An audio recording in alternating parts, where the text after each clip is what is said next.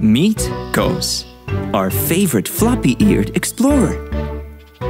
Like most rabbits, Koos loves to hop, hop, hop around from place to place. But unlike most rabbits, Koos doesn't like to sit still and is always on the lookout for somewhere new. Koos takes his backpack with him on every adventure and is prepared for anything. If you look inside, you'll find his carrot compass, which leads him to adventure, his kite, to fly and play, and his paintbrush and palette. Koos, why don't you show us what that's for?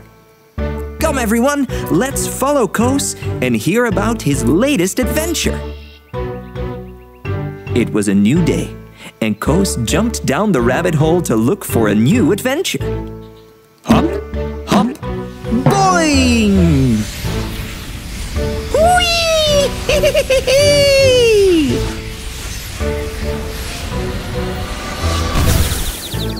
But when Koos landed, he felt himself fall and quickly gripped his hands tightly onto the edge of what seemed like a giant rock. He felt a scorching hot breeze hit his face, and when he looked down, there was a pool of thick, bubbling red liquid. It wasn't just rock. It was a volcano!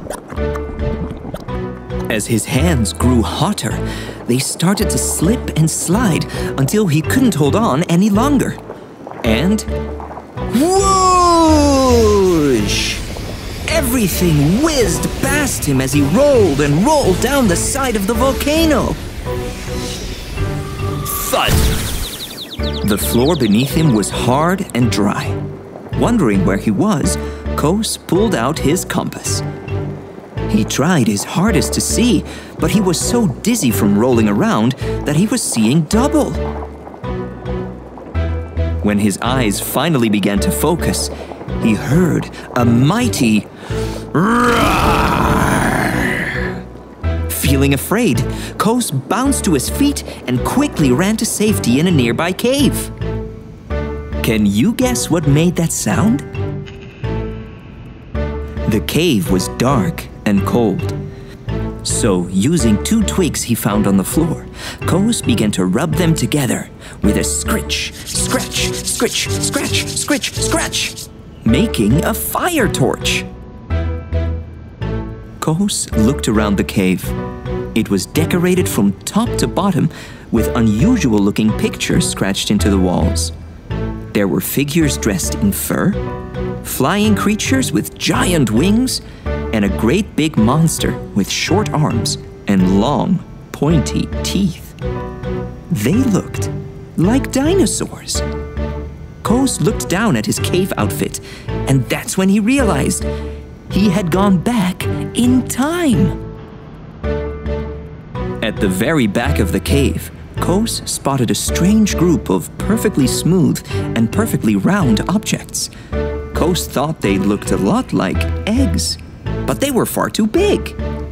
So he decided they must be rocks. He'd never seen rocks quite like them before and thought it would be a great idea to take one back home with him. So he scooped one up and placed it safely into his bag. He was just about to leave the cave and explore the outdoors when he heard a stomp, stomp, stomp. Oh no, Koos, don't look behind you! Run! Koos ran and ran as fast as he could. He ran up the tail of a tall, grazing brachiosaurus. He climbed up her neck and jumped into a tree. Hey, careful, I'm trying to eat my breakfast here. But the scary dinosaur was really fast. He swung through the trees and jumped on the back of a soaring pterodactyl. Boing! Grah! Grah! The flying dinosaur cried. But the scary dinosaur was really tall. Just as the big, ferocious dinosaur was about to catch him, Koos jumped from the pterodactyl's back and began to fall to the rocks below. Oh no! In a panic, he quickly pulled the kite from his bag and held it high in the air. Just when he thought it was too late, the kite saved the day, and Koos slowly drifted through the air to the floor below. He was safe at last.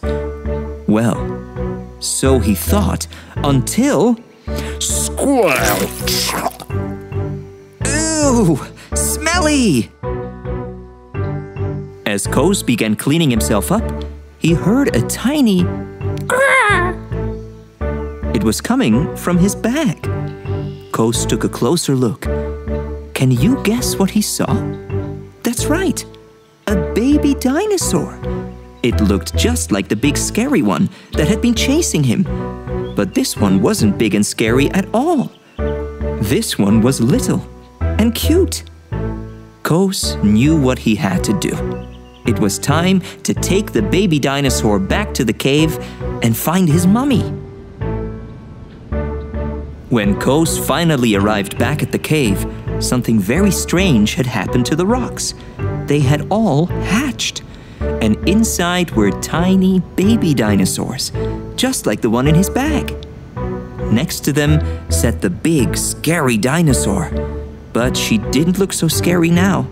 Instead, she looked sad. When Mommy Dinosaur spotted Koos and her baby dinosaur, she stomped towards them with a big roar. As she stomped over to them, Koos suddenly felt very scared. She peered down over him, but then, to his surprise, she lifted the baby dinosaur up into the air and gave them a great big cuddle. Koos felt bad. He explained that he didn't mean to take her baby. He thought it was a rock. He only wanted it to remind him of this adventure. So, Mommy Dinosaur took a small rock from the floor and carved the letter K into it using her claw. K for Koos. She made it into a necklace, handed it to him, and smiled. All was forgiven, and Koos had even made some new friends. But like all good things, the day had come to an end, and it was time for Koos to go home. He thanked Mommy Dinosaur for his gift and promised he'd come back to see them again soon. When Koos arrived back home, he put on his pajamas and climbed into bed. He'd had such an amazing adventure and had learned a very important lesson. You shouldn't take things that don't belong to you. Koos closed his eyes and began to dream of all the adventures that were still to come. Good night, Koos. The end.